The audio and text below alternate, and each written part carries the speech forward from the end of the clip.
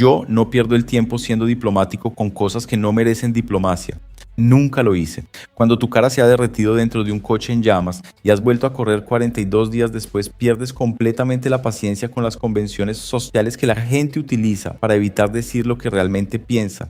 Y la pregunta que me hacen hoy merece una respuesta directa. En la Fórmula 1 hubo pilotos extraordinarios y hubo pilotos que no tenían absolutamente nada que hacer en una parrilla de Gran Premio. Voy a hablar de los segundos con la misma precisión con la que siempre analicé los datos de mis coches, sin adornos, sin compasión innecesaria. Con los hechos, no voy a usar nombres completos. Eso es lo único en lo que seré menos que completamente directo. El primero pertenece a una era que yo conocí personalmente, los años 70, una época donde la Fórmula 1 estaba todavía definiendo sus estándares de acceso y donde la distinción entre un equipo de trabajo serio y un proyecto de aficionados con dinero no siempre era tan clara como debería haber sido. Lo llamaré el financiador. El financiador llegó a la Fórmula 1 de la única manera en que alguien sin talento suficiente puede llegar a la categoría más alta del automovilismo, con un cheque. Un cheque grande, lo suficientemente grande para que un equipo que necesitaba desesperadamente liquidez cerrara los ojos ante evidencias que cualquier evaluación honesta de su competencia habría hecho imposible de ignorar. Lo que hacía al financiador particularmente problemático no era simplemente su lentitud, era la naturaleza de sus errores. Hay errores de inexperiencia que disminuyen con la práctica. Un piloto joven comete errores de frenada que se reducen a medida que acumula kilómetros y aprende las características del coche y el circuito. Esos errores son aceptables porque forman parte de un proceso de desarrollo que eventualmente produce un piloto más competente. Los errores del financiador no seguían ese patrón, no disminuían con la experiencia porque no provenían de la inexperiencia. Provenían de una limitación fundamental en sus capacidades perceptivas y motoras que ninguna cantidad de práctica podía compensar. Su tiempo de reacción ante situaciones imprevistas era demasiado lento para las velocidades de la Fórmula 1. Su capacidad de procesar información visual sobre la posición de otros coches y las condiciones de la pista mientras conducía al límite era insuficiente para el nivel de exigencia que la categoría demandaba. Eso no es un problema de entrenamiento, es un problema de capacidad fundamental. Y la diferencia importa porque significa que el riesgo que el financiador generaba no era temporal sino permanente, no iba a mejorar con más kilómetros. Iba a seguir siendo el mismo problema fin de semana tras fin de semana durante toda su presencia en la categoría. Yo compartí varias parrillas con el financiador durante mi carrera y puedo afirmar sin ninguna exageración que cada vez que me encontraba cerca de él en la pista, especialmente en las primeras vueltas donde el tráfico era denso y los márgenes de seguridad mínimos, experimentaba un nivel de alerta adicional que no necesitaba experimentar con otros pilotos, no porque fuera agresivo, porque era impredecible de la manera más peligrosa posible. La impredecibilidad del que no sabe qué está haciendo en lugar de la impredecibilidad del que está intentando algo creativo que los demás no anticipan. Esa distinción es fundamental. Un piloto creativo puede sorprenderte, un piloto incompetente puede matarte. Y la diferencia entre ambos tipos de sorpresa no siempre es obvia hasta que ya es demasiado tarde para hacer algo al respecto. Cuando yo evalúo a un piloto no utilizo los mismos criterios que un periodista o un aficionado. Yo evalúo desde la perspectiva de alguien que estuvo dentro del cockpit durante más de una década, que sintió en su propio cuerpo lo que ocurre cuando algo sale mal a velocidades que el cerebro humano no fue diseñado para procesar, que perdió amigos y colegas en pistas que no perdonaban ni a los mejores, y que por tanto tiene una comprensión muy precisa de lo que significa poner en peligro a otros pilotos mediante la incompetencia propia. Esa perspectiva modifica completamente la evaluación. Un piloto lento no es necesariamente un mal piloto. En la Fórmula 1 siempre habrá pilotos más rápidos y más lentos. Eso es inevitable y aceptable. Lo que no es aceptable es un piloto cuya presencia en la parrilla genera riesgos para los demás que exceden los límites de lo que la competición normal produce. Lo que no es aceptable es alguien que ocupa un asiento que debería estar en manos de alguien más competente simplemente porque tiene acceso a recursos financieros o a conexiones políticas que el sistema no ha sabido filtrar adecuadamente. La Fórmula 1 ha tenido ambos tipos de pilotos, los que eran lentos pero seguros y los que eran lentos e inseguros. Mi lista de hoy trata solamente de los segundos y cuando digo inseguros no lo digo como insulto personal, lo digo como evaluación técnica de su impacto sobre la seguridad colectiva de la parrilla. El segundo piloto era un caso diferente que ilustraba otro mecanismo de acceso inadecuado a la Fórmula 1. Lo llamaré el heredado. El heredado llegó a la categoría a través de una combinación de conexiones familiares y favores dentro del establishment del automovilismo europeo de su época. No compró directamente su asiento en el sentido convencional del término. pero el camino que lo llevó hasta él estaba pavimentado con influencias que los pilotos sin esas conexiones simplemente no tenían disponibles. Su trayectoria en las categorías inferiores había sido presentada por las personas que lo promocionaban como prometedora, y había una lógica superficial en esa presentación si seleccionabas cuidadosamente los datos.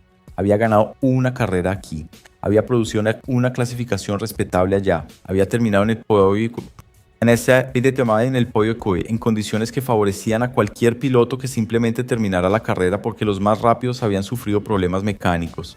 Pero si mirabas la imagen completa en lugar de los fragmentos seleccionados, el patrón era diferente. Sus victorias y sus buenos resultados eran anomalías estadísticas dentro de una trayectoria de mediocridad consistente.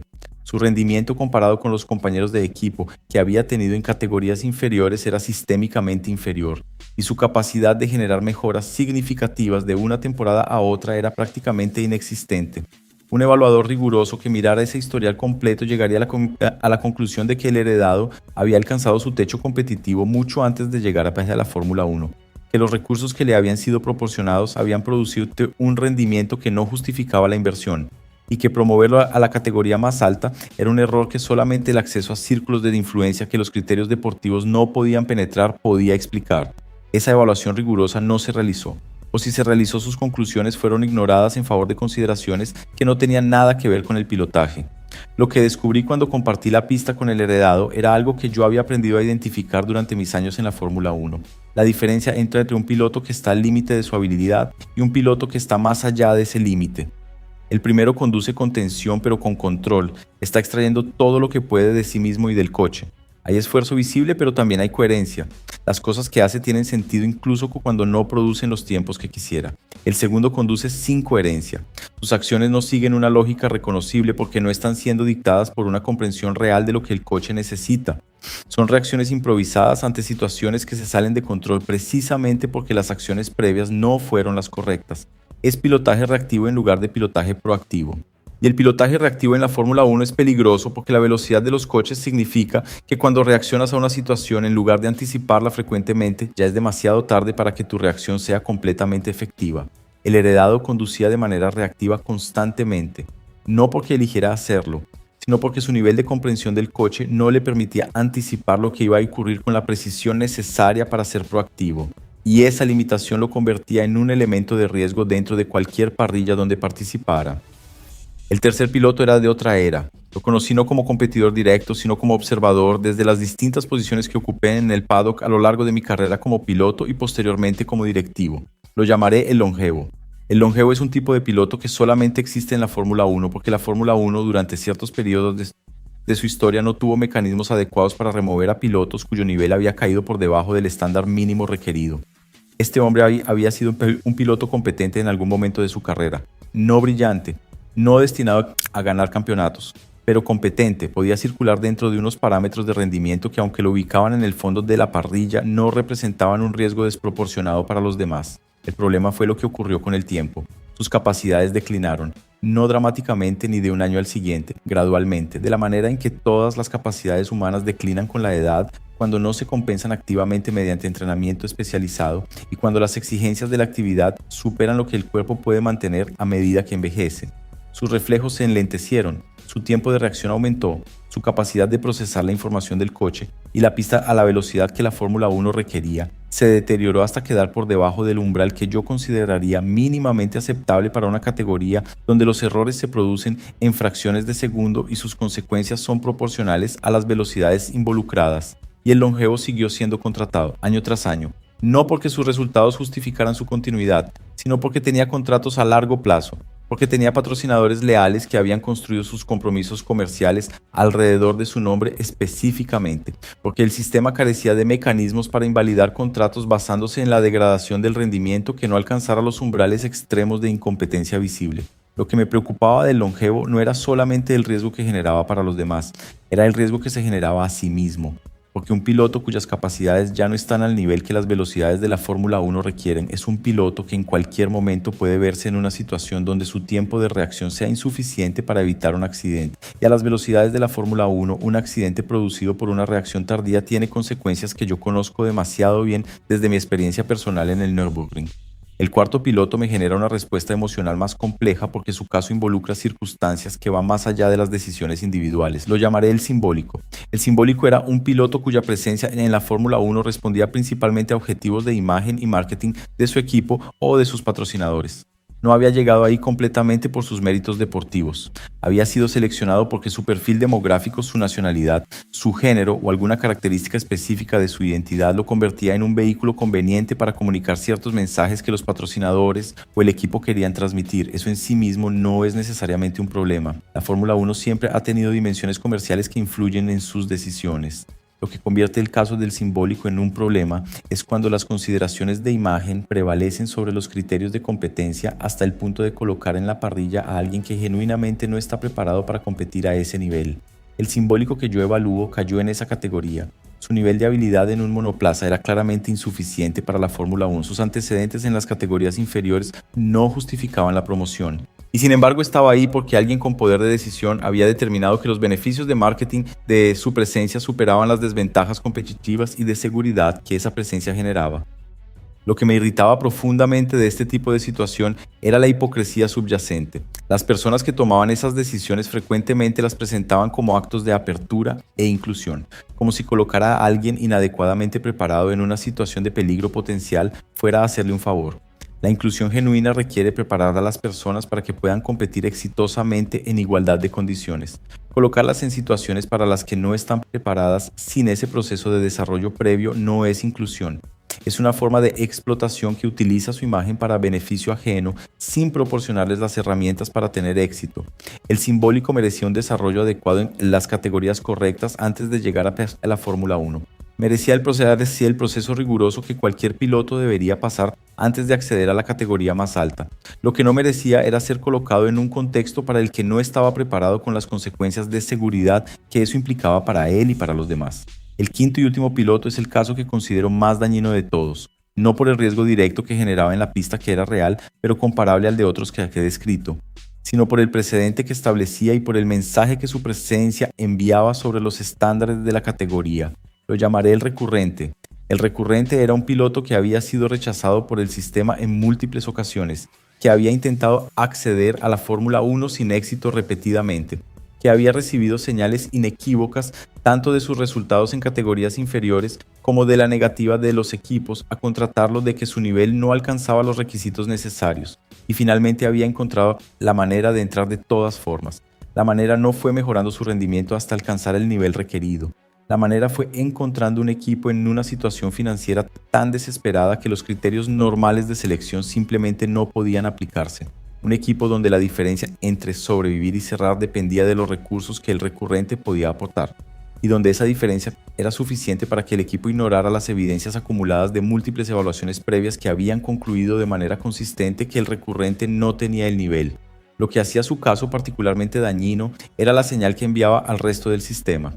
Si alguien con un historial tan claro de insuficiencia podía eventualmente encontrar la manera de entrar en la Fórmula 1, la señal implícita era que los estándares de la categoría eran negociables, que podían ser sorteados si tenías los recursos suficientes y la persistencia necesaria, que el proceso de evaluación y selección que supuestamente garantizaba que solamente pilotos competentes llegaran a la parrilla del campeonato mundial era en realidad un proceso poroso que podía ser penetrado por personas que el sistema había rechazado repetidamente por razones válidas.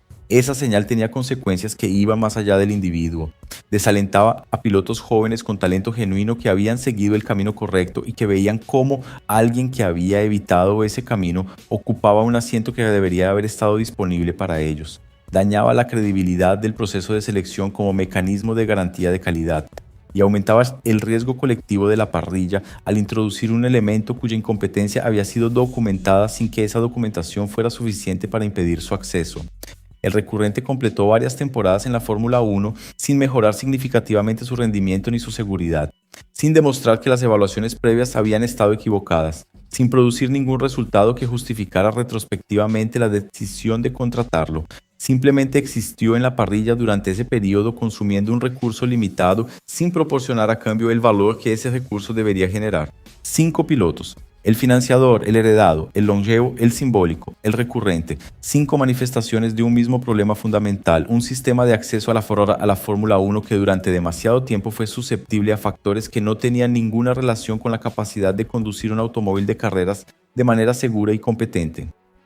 Ahora voy a decir algo que probablemente sorprenderá a quienes me conocen solamente como alguien que dice verdades incómodas. Tengo compasión hacia estos 5 pilotos, no como competidores, como personas. El financiador seguía un incentivo económico que el sistema creaba deliberadamente. Si un equipo está dispuesto a pagar por un asiento, el sistema está invitando al financiador a comprarlo. El problema no es el comprador, es la estructura que permite la venta. El heredado fue víctima de expectativas que otros crearon sobre él. Fue colocado en una posición para la que no estaba preparado por personas que tenían intereses en su éxito que no coincidían con sus intereses genuinos. El longevo nunca recibió la señal clara de que era hora de retirarse. El sistema no tenía mecanismos para enviarle esa señal de manera formal, y sin esa señal formal la tendencia natural de cualquier persona es continuar haciendo lo que le ha proporcionado identidad y propósito durante años. El simbólico fue utilizado como herramienta de marketing sin que se le proporcionara el desarrollo necesario para convertir esa oportunidad en un éxito genuino. El recurrente persiguió un sueño con una determinación que en circunstancias diferentes habría sido admirable. El problema no fue su determinación, fue que el sistema permitió que esa determinación encontrara un camino de acceso que el mérito deportivo no justificaba. En todos los casos, el actor principal del problema no fue el piloto. Fue el sistema, un sistema que durante décadas priorizó consideraciones financieras políticas y de imagen sobre el criterio fundamental que debería ser inviolable en cualquier categoría de automovilismo competitivo.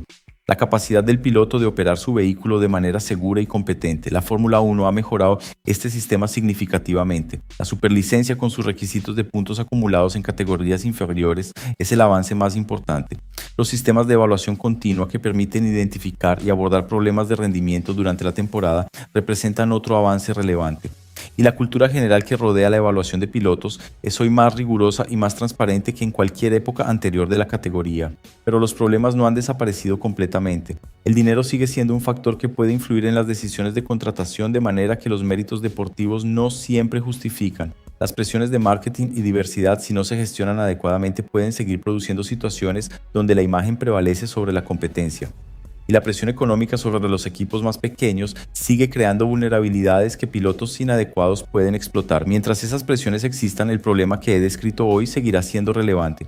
Y mantenerlo visible mediante conversaciones como esta es una forma de garantizar que quienes tienen poder de decisión en el deporte se mantengan conscientes de las consecuencias que sus decisiones tienen sobre la seguridad y la integridad de la categoría. Yo pagué el precio de ese problema con mi propia cara en el Nürburgring en 1976. El fuego que me consumió no fue causado por la incompetencia de otro piloto, fue un fallo mecánico, pero en esa pista aquel día había otros pilotos cuya presencia en la parrilla no estaba justificada por sus capacidades. Y la posibilidad de que alguno de esos pilotos contribuyera a una situación catastrófica era real, aunque en aquella carrera específica no se materializara de esa manera. Sobreviví. Muchos de mis colegas no sobrevivieron a situaciones que un sistema más riguroso podría haber evitado.